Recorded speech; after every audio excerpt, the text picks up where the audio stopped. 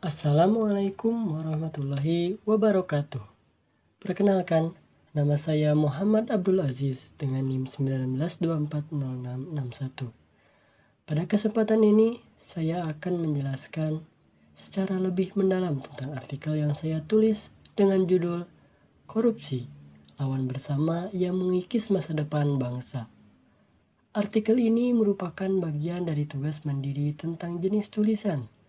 Namun, topiknya sangat relevan dengan kondisi bangsa kita saat ini. Pertama, apa sebenarnya korupsi itu?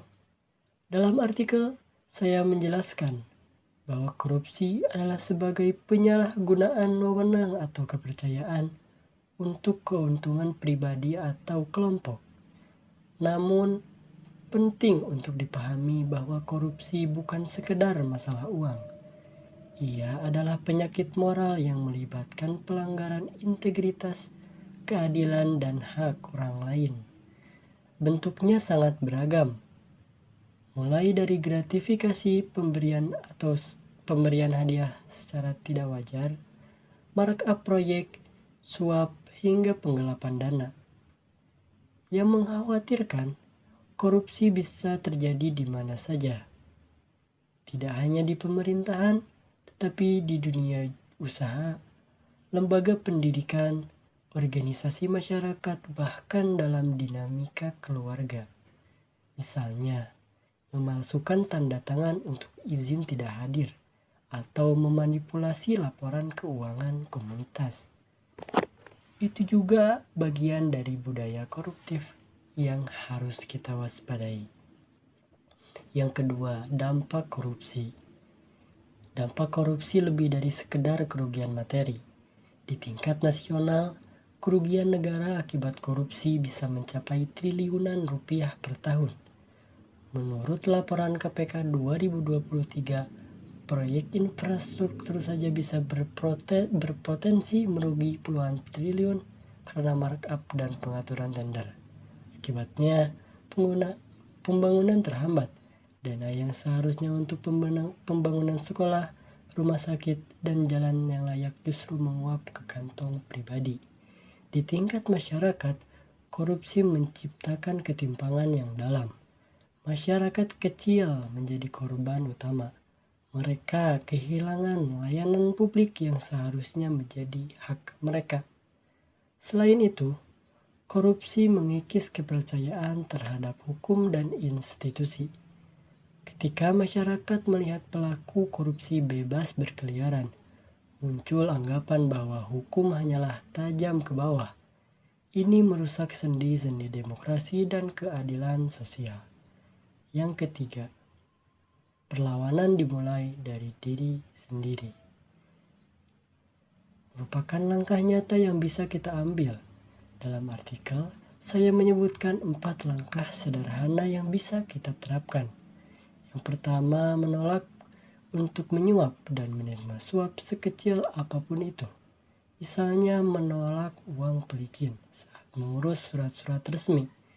Terapkan prinsip transparansi dan keterbukaan dalam pengelolaan keuangan, baik di lingkungan kerja, organisasi maupun keluarga.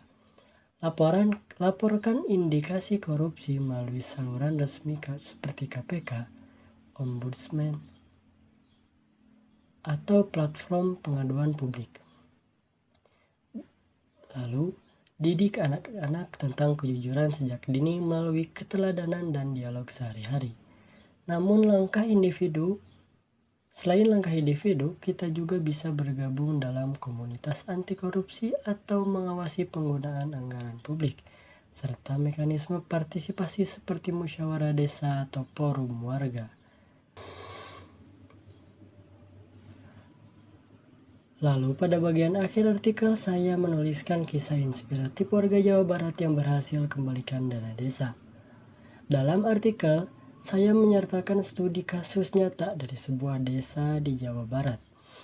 Di sana, warga merasa curiga karena pembangunan fasilitas umum tidak sesuai dengan anggaran yang digelontorkan. Mereka lalu melakukan audit sederhana, mengumpulkan bukti transaksi, dan melaporkan sesuai melalui saluran resmi KPK. Akhirnya, dana yang diselewengkan berhasil dikembalikan dan pihak yang terlibat diproses hukum. Kisah ini membuktikan bahwa perlawanan terhadap korupsi bisa dimulai dari lingkungan terkecil dengan semangat kolektif dan keberanian untuk bersuara.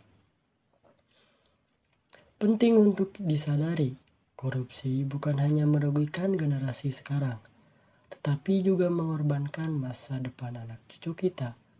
Dalam pendidikan, beasiswa pendidikan, penelitian, dan program pemuda sering dipotong secara tidak bertanggung jawab. Sebagai mahasiswa dan generasi muda, kita memiliki peran yang strategis.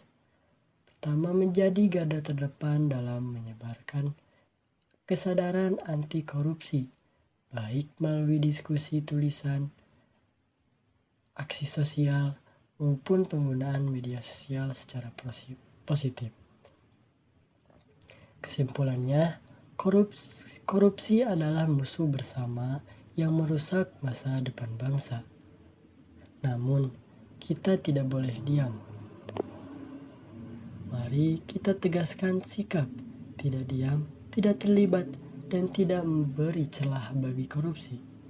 Perubahan besar selalu dimulai dari langkah kecil, dari diri sendiri, keluarga, dan lingkungan terdekat. Terima kasih telah menyimak penjelasan ini. Artikel lengkap bisa dibaca dalam dokumen tugas saya. Semoga kita semua bisa menjadi bagian dari solusi untuk Indonesia yang lebih bersih dan berintegritas. Sekian dari saya. Wassalamualaikum warahmatullahi wabarakatuh.